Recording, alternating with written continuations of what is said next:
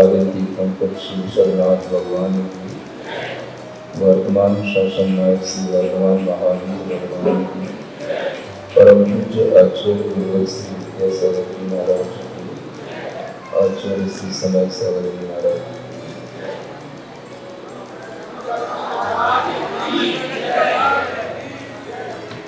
आप सभी लोग आज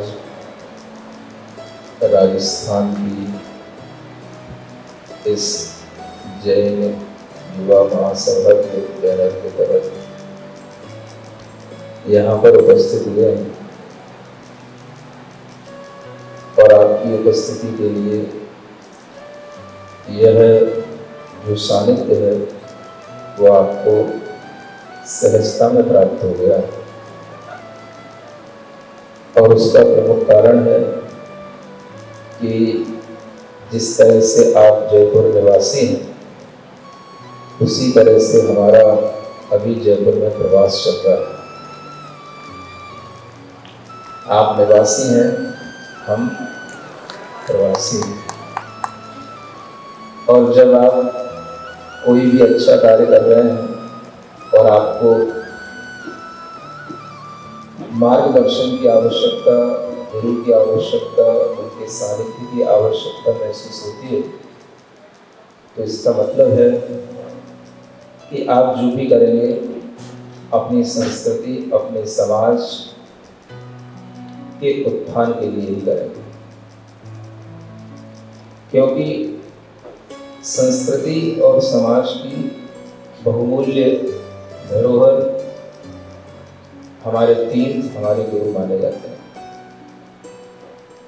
और इसी संस्कृति और समाज को आगे बढ़ाने के लिए जो आज के परिवेश में हमें तरह तरह के बदलाव दिखाई देते हैं, उन बदलावों में जो हमारे संस्कृति और समाज की हानि वाले बदलाव हैं, उनको हम रोकने की कोशिश करें। बदलाव हर किसी को स्वीकार्य है और होना भी चाहिए। चेंज हर चीज में आता है, चेंज इज इनएविटेबल, वो अपरिहार्य है। लेकिन वो चेंज हमारी संस्कृति का चेंज ना बन जाए, वो हमारी समाज के मौलिक मूल्यों का चेंज ना बन जाए, ये आपको हमेशा ध्यान रखना होगा।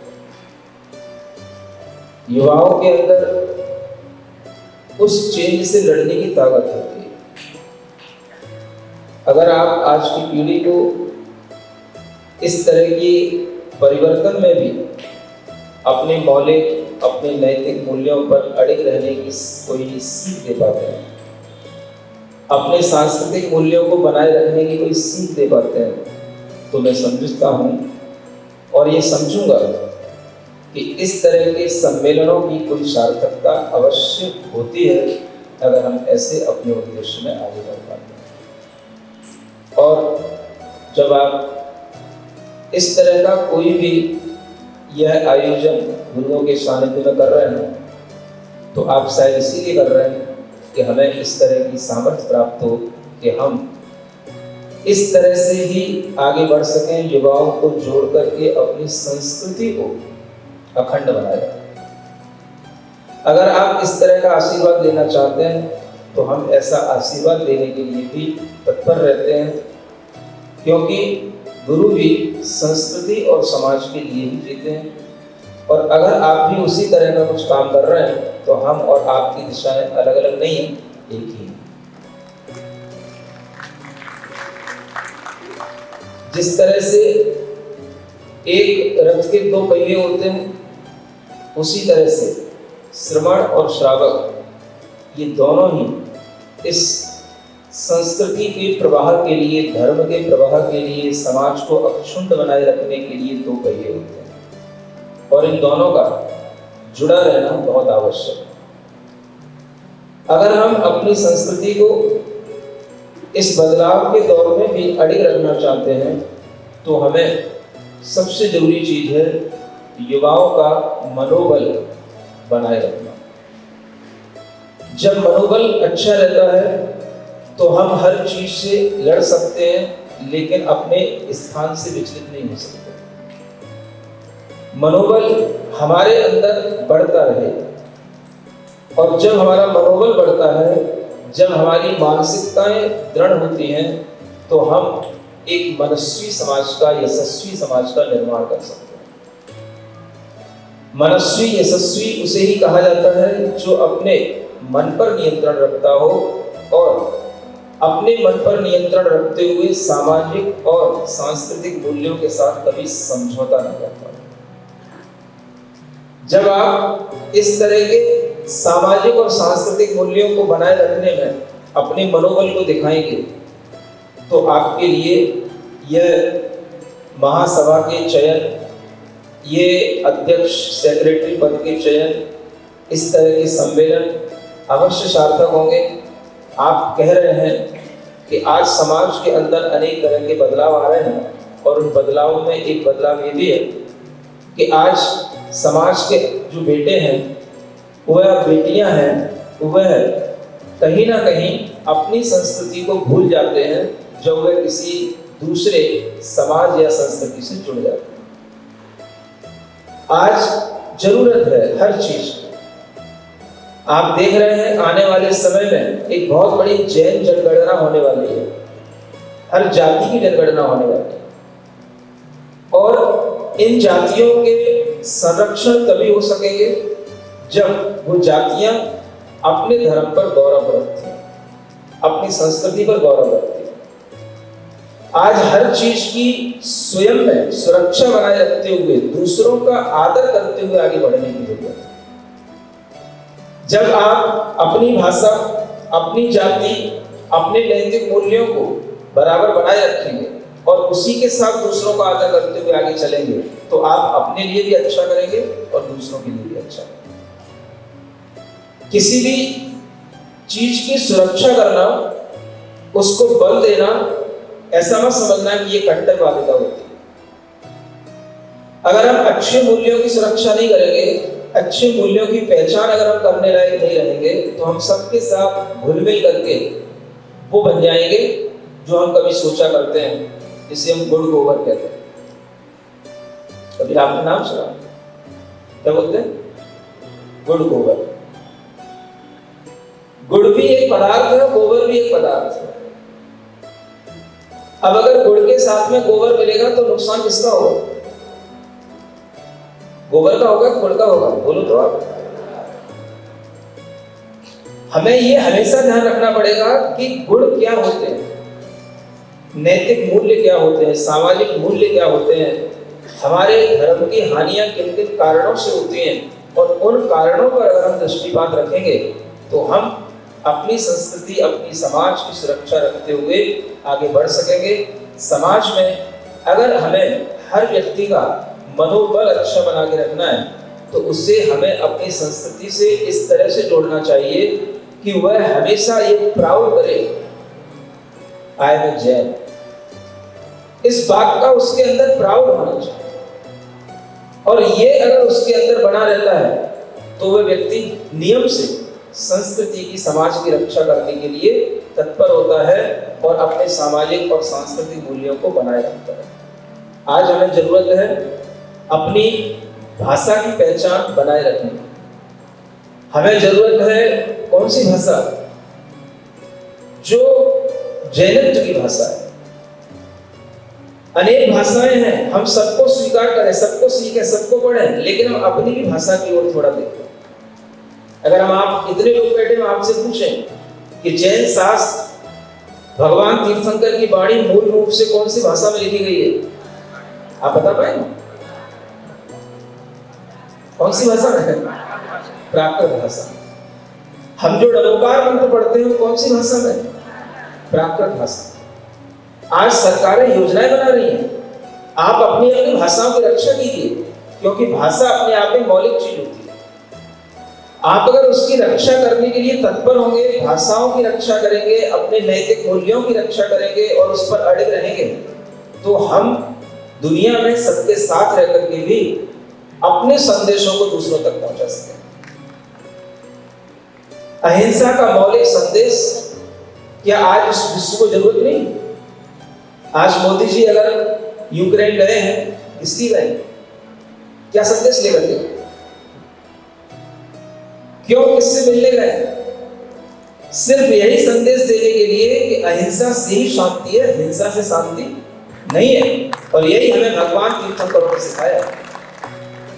अगर हम अहिंसा के मूल्यों को बराबर बनाए रखें, अगर हम अपरिग्रह के सिद्धांत पर फोकस करते रहें, अगर हम अनेकांतवाद के इस मल्टीपल एटीट्यूड के दृष्टिकोण को हम बनाए रखें, तो हमारे यही सिद्धांत लोग अपनाते हैं और अपना करके उन सिद्धांतों के माध्यम से जब वह विश्व की किसी भी समस्या का हल करते हैं, तो हमारे तीर्थंकरों की जय अपने आप हो जाती है। जयकारा लगाने से नहीं।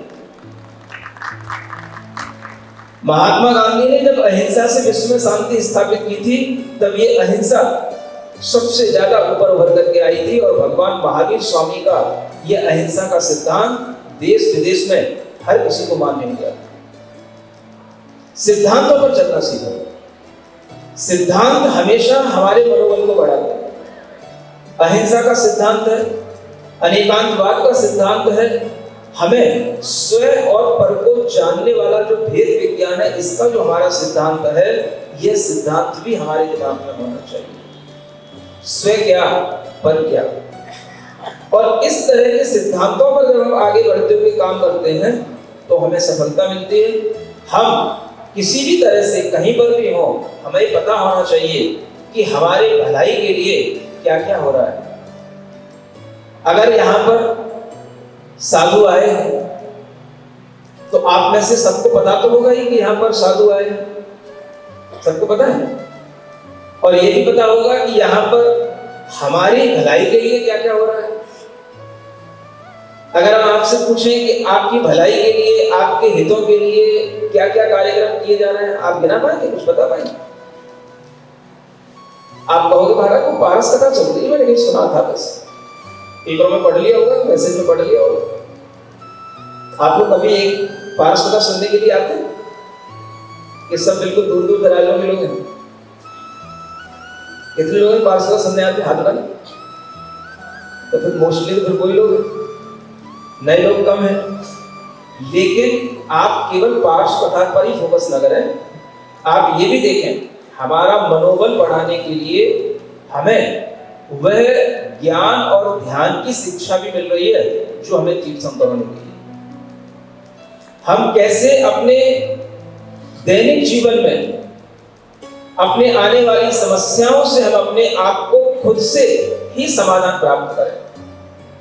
हमें किसी के साथ काउंसलिंग कराने न जाना पड़े, हमें किसी भी न्यूरोलॉजिस्ट के पास जाने की जरूरत ना पड़े, और हम खुद अपने आप में अपनी समस्याओं का समाधान कर लें। ऐसी कोई प्रक्रिया आपके तीर्थंकरों ने कहीं बताई है कि नहीं? बोलो। या फिर आप केवल अहिंसा और अनेकांत से परिचित हैं? भीतरी जो हमारी स्पिरिचुअल जर्नी है, आध्यात्मिक उन्नति के जो क्षेत्र हैं, उनसे हमारा कोई परिचय नहीं है क्या? कि हम केवल बाहरी क्षेत्रों में ही काम करना चाहते हैं, केवल विवाह सम्मेलन ही आपको कराना है, या केवल अपने को अपनी आत्मा का भी कभी सम्मेलन करना है, आत्मा से भी अपने को अपने से भी कभी मिलना है? इसकी जरूरत समझ में नहीं आती आप लोगों को? बोलिए तो है। हम स्वयं से स्वयं को मिलाएं, स्वयं में स्वयं को पाएं, स्वयं में स्वयं का आनंद अनुभूत करें, अपनी समस्याओं का समाधान हम स्वयं करें। हम इतने आत्मनिर्भर बने कि हमारी समस्या सुलझाने के लिए हमें किसी वकील और जज के पास जाने की जरूरत न पड़े। इतना मनोबल हमारा बढ़ सकता है अगर हम थोड़ी सी आध्यात्मिक प्रैक्टिस करते हैं, ज्ञान ध्यान की प्रैक्टिस से जुड़ते हैं, तो इससे हमारा मनोबल बढ़ता है, आत्मबल बढ़ता है। इसी को कॉन्फिडेंस लेवल कहते हैं। ये किससे बढ़ता है आपको पता है? बोलो।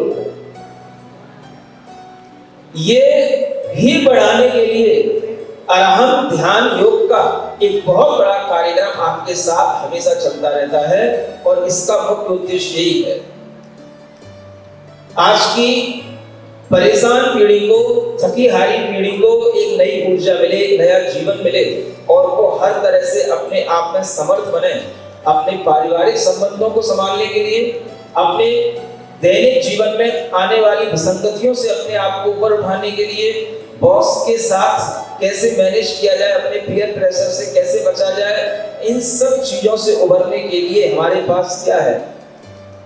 तो अरहम ध्यान योग है। ये एक बहुत बड़ी चीज है। इससे आप कुछ परिचित है कि नहीं? एक शिविर अरहम ध्यान योग का 5 दिन का लग चुका है। वो थोड़ा सा कठिन था। एक और आपके लिए चीज आ रही है।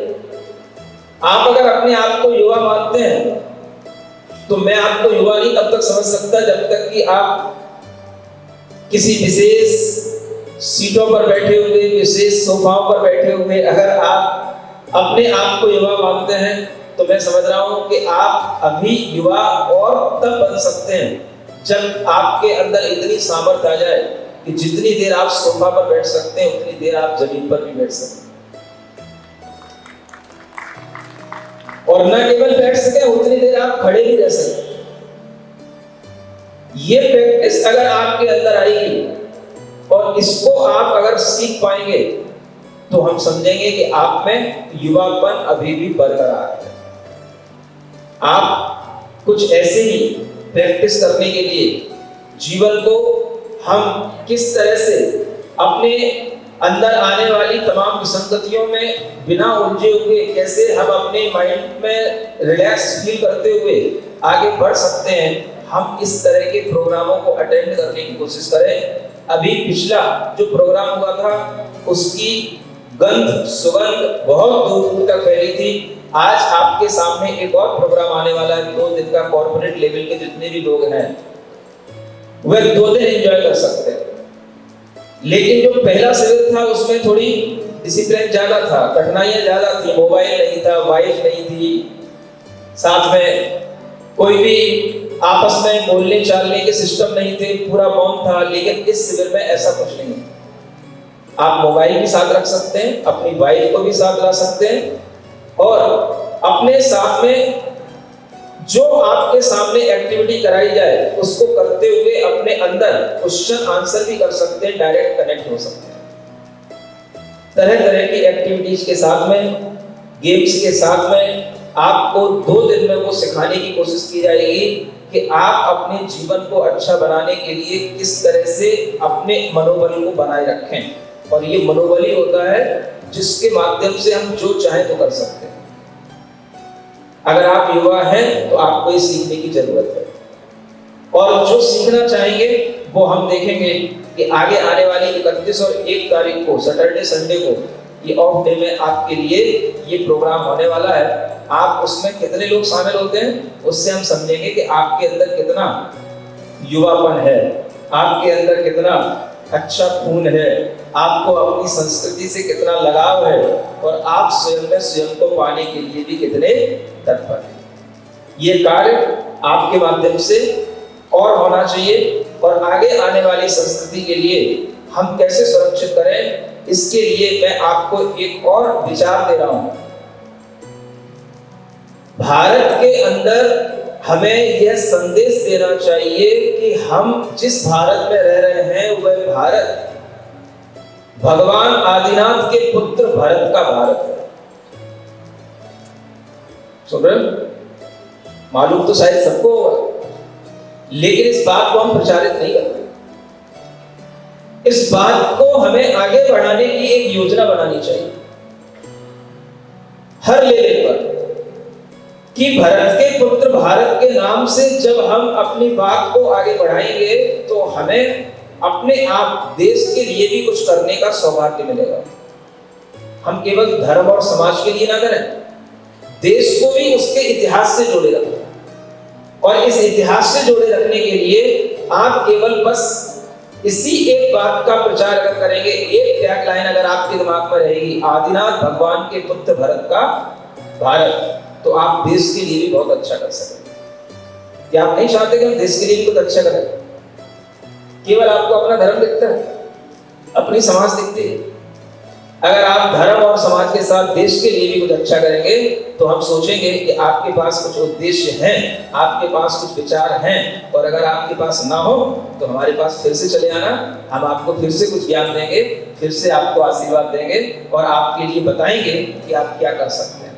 अभी शायद ये बताने का समय ना हो, लेकिन अगर आपको जरूरत समझ में आए तो आप इस तरह से फिर से हमारे पास में आ सकते हैं। हमारा दरवाजा हमेशा खुला रहता है, हमेशा खुला रहेगा। ठीक है, महावीर भगवान की